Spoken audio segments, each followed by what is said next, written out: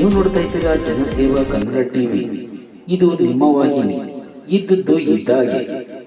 KRS ಬೃಂದಾವನ ಗಾರ್ಡನ್ನಲ್ಲಿ ವಿಶೇಷವಾಗಿ ವಿವಿಧ ರೀತಿಯ ಬಣ್ಣದ ರಂಗಿನ ದೀಪಾಲಂಕಾರ ಹಾಗೂ ಲೇಸರ್ ಲೈಟಿಂಗ್ ಶೋ ನೋಡಲು ಪ್ರವಾಸಿಗರನ್ನು ಆಕರ್ಷಿಸುತ್ತಿದೆ ಹಾಗೂ ಫಲಪುಷ್ಪ ಪ್ರದರ್ಶನ ಉದ್ಘಾಟನೆಗೊಂಡಿದೆ.